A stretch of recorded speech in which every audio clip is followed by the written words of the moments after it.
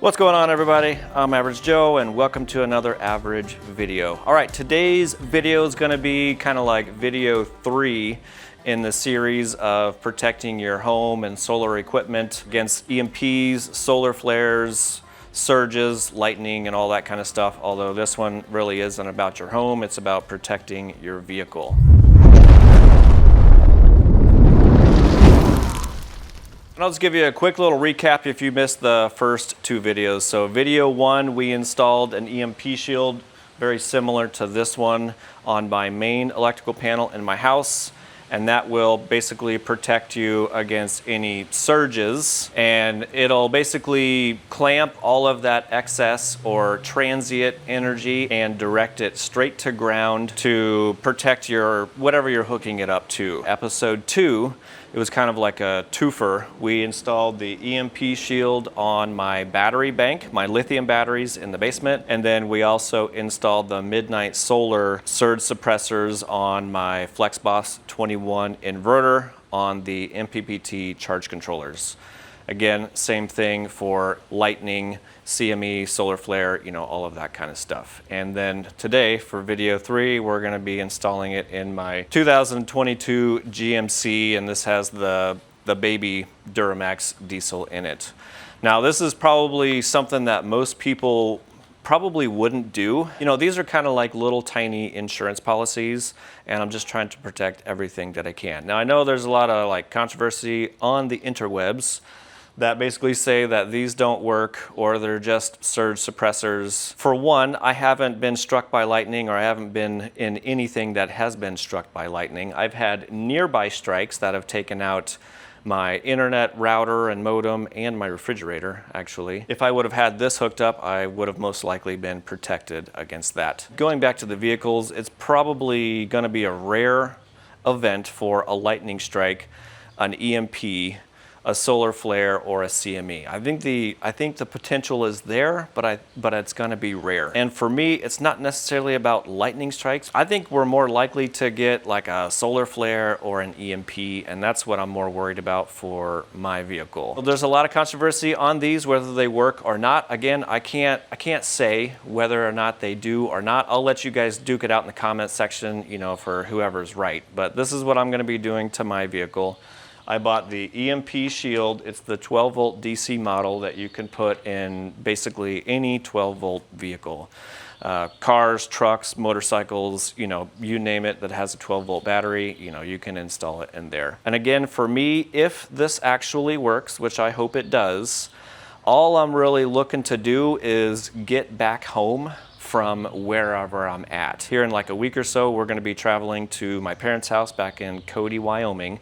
It's 1,000 miles away. If something crazy happened and there was either an EMP, solar flare, or a CME, all I'm looking to do is be able to get back home. That is really all I'm looking to do. Anyway, with all that out of the way, that's what we're gonna be doing today. And I have a couple things I could read to you about the EMP Shield if you wanted to know. This basically connects to your 12 volt battery, positive, negative, and then the chassis or the metal, any metal area that you can get. So what it'll do if it detects a lightning strike, an EMP, solar flare, you know, the whole kabang, this will clamp that energy and divert it basically to the chassis of the vehicle. And it works the same inside the house. It will clamp everything down and divert it to ground. That's what your chassis is on your vehicle. It is technically ground. All right, so for the protection levels on this, it covers full EMP, and that's all 3 phases. E1, E2, and E3. Next is solar flares and CMEs, and the blast energy, if you want to call it, is 228,000 amps. And then of course for lightning strikes as well, and it can do that in 1 nanosecond, and they're calling it the sight speed technology. Okay, it's gone through all sorts of military testing. It's IP66 rated, so it's, you know, waterproof, and it's rated for hot and cold temperatures, which it'll get pretty hot in an engine bay. It's got a 10-year limited warranty. If it fails for some reason, they will replace it for $50. Or if you're not satisfied within 14 days, they do a money back guarantee. So I'm well past that. I've had this for quite a while. And then of course it's backed by the DHS for EMP resilience. It's American made, directly in Kansas, one state below me, and it is veteran owned, and I like supporting veterans because I am a veteran. I actually have the bigger version, the bigger box version, but they do make a smaller version of this now. They basically do the exact same thing, they just make a smaller, more compact version. So it should be a little bit easier to, hide in places, wherever you need to put it. And I guess for power usage, it says ultra low power LED, 18.4 microamps draw on your battery. So basically nothing. Price on these, which I'll list it on the screen because I'm not sure what it is at the moment. It might be like $350 or $400. So for the installation of this, it should be pretty easy, quick, and straightforward. So here is the EMP Shield. You're gonna have one LED light right there. I don't know if it's solid green or if it flashes.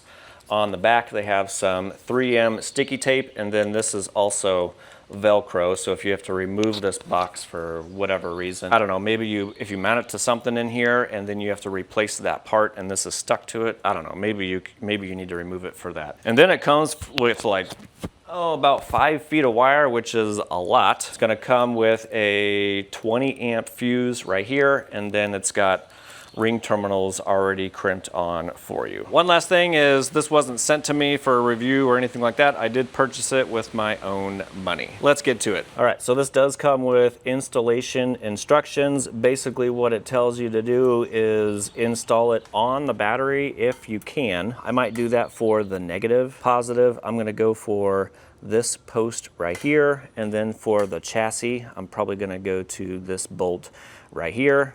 And then for mounting, I cleaned off a spot right here with some soap and water, and then I finished it off with some rubbing alcohol. And that's basically it. We're going to slap it right there. I'm gonna route the wires underneath, probably wrap around this way so I can come in here to hit that post, and then same thing for the other one. I don't know whichever way I'll go. We'll figure it out as we go, but that's basically it. We're just gonna do a positive, a negative, and a chassis ground. Okay, first thing we're gonna do is route the wires around, and I'm just gonna tape these together so I can kind of fish it through. Okay. All right, got all the wires pulled through. I'm gonna set those off to the side. And what I'll do next is I'm just going to peel the 3M sticky cover off and just slap it right on there. I don't think we have to waste any time on that. And that's just gonna go basically right down here. Oh, yeah, it's real sticky too. Cool.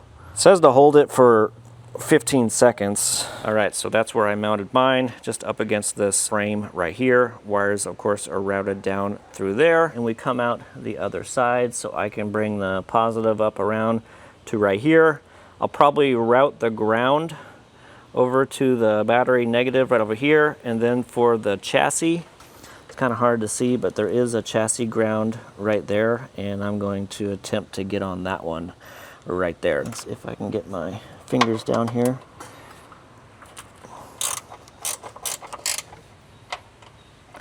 Come on, there we go.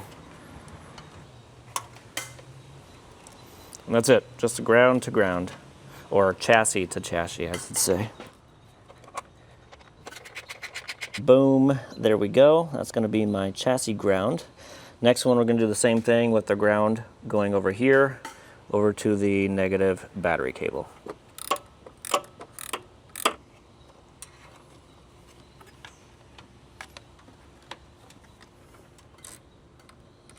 I don't like these ring terminals. They're kind of large for this. I might have to replace this.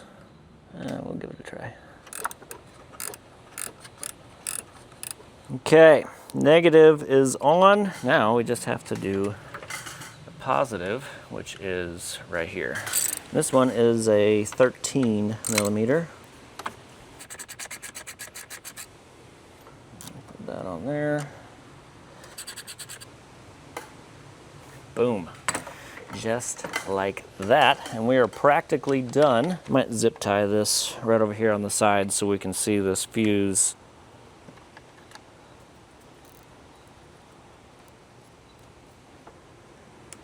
boom, and we're done. So we got the box there, got the wires wrapped around, positive right here. I zip tie the fuse right here so I could get easy access to it. Not that I'll probably ever have to, but I could. And then the negative goes right back there to that terminal right there. And we're practically done. The only thing I'm gonna do is pull the excess out, you know, back over here somewhere, and then zip tie that up nice and neat. And we are pretty much done. Oh, and you can see the little tiny LED light turned on, so it is on and working. And just so we're clear, I'm aware of, you know, if there was an EMP or whatever, and you know, it really hit the fan and this doesn't work. I do hear that a lot in the other videos, is how am I gonna try to warranty it? Well, obviously I'm not gonna try to be warranting it because I'm gonna have a lot bigger fish to fry. I'm aware of that. This is just something that I'm trying to do to protect my vehicle in hopes that I will be able to get home wherever I'm at. And a few other things is your vehicle does provide like some EMP protection, you know, because it's a metal body, but the EMP Shield or any other surge suppressors, you know, are basically going to take the transients or the big bursts of energy and route that to the chassis and not all of the other electronics in the vehicle. At least that's what they're saying it'll do. All right, well, that's pretty much all I got. It was a quick, easy, straightforward installation. Now I'm protected supposedly against lightning, CME, solar flares, and all 3 EMPs. I do feel actually a little bit better because we're going to be going on a trip here next week. We're going to be doing 1,000 miles there, you know, and doing whatever we do there, and then 1,000 miles back. So if something happens, I should be protected. All right, well, that's pretty much all I got. If you have any questions, comments, or concerns, or if you think I got scammed, make sure you put that down in the comment section. If anybody's looking for any sort of EMP protection or surge protection devices, I got mine from Signature Solar, and I'll have those links down below. And then finally, if anybody thought this video was helpful, make sure you like that smash button on your way out. And actually, it's gonna be 4th of July this coming weekend, so I hope everybody in the United States has an awesome weekend, and happy 250th birthday, America.